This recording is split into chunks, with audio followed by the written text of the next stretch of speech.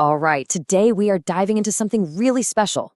We're going to explore a powerful piece of poetry that, it really breaks down the whole idea of humanism.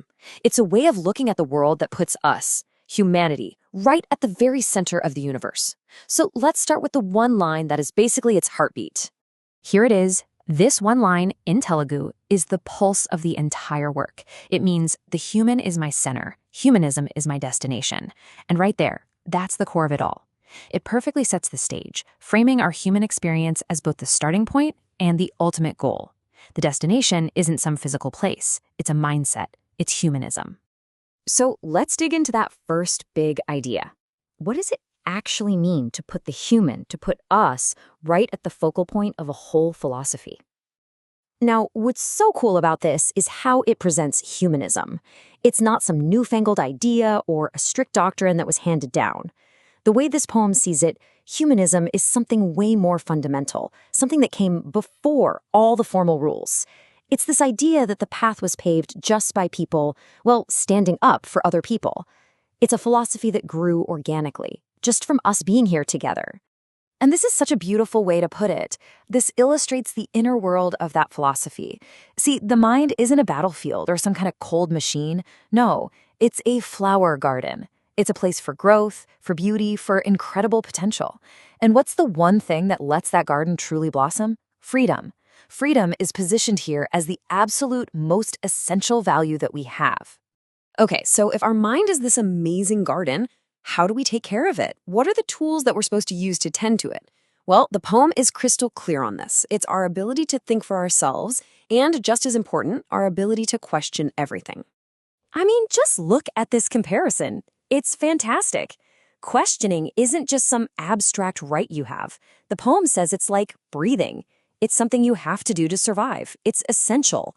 And our thoughts? They're not just random ideas floating around in our heads. They are literally the source of our courage. This completely reframes being curious as a true act of bravery. And here's the key takeaway. This isn't just about sitting around and thinking deep thoughts. No way. This philosophy is all about moving forward. The poem says, in every questioning step, the future is our own. So every single time you ask a question, you're taking a step toward owning your own future, taking it back from just fate or some old-fashioned dogma. So once you have that foundation of thought and questioning in place, what comes next? Well, a very specific set of values starts to glow. The poem actually describes this as a kind of light. And here are those core tenets laid out for us. First, humanity itself is seen as this light that's already inside every one of us. The search for truth, that's what makes life bright, what gives it meaning. Freedom isn't just a condition, it's described as a dawn, a constant chance for a new beginning. And the ultimate goal of all this philosophy? It's to help every single one of us develop independent thought. And really, this is the whole point, isn't it? This is the end game. The entire purpose of waking up our minds, of exploring these big ideas, is liberation. The goal is to show the world a planet full of free-thinking individuals, not people who are enslaved by fear or tradition or anyone else's ideas. Okay, so let's pull the camera back a bit. If we're all meant to be these free individuals, how do we all fit together? Well, the poem suggests that we're actually all part of one single epic story that's still being written. This is where you get a real sense of the epic scale we're talking about.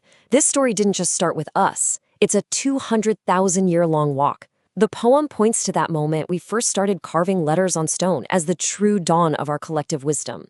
And across all those thousands of years, it says there's been one constant, almost sacred mission, the search for truth.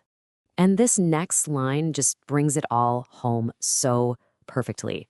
It says, we are all different pages in the same story, but the goal is one, to uphold humanity. Think about that. Our individual lives, they're like unique pages in one single enormous book. But the plot, the overarching goal for every single one of us is exactly the same, to champion our shared humanity. So that all sounds pretty big and epic, right? But the question is, how do you and I actually use this? How do we take this amazing poetry and turn it into real action in our own lives? Well, the poem gives us a roadmap, a really clear 3-step path forward.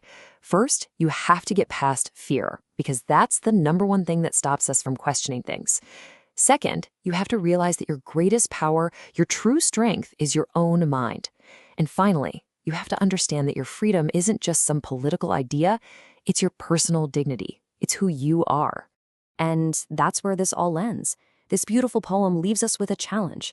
If our very breath is for questioning, and asking questions is how we build our own future, then this whole philosophy, it isn't something you just believe in, it's something you do.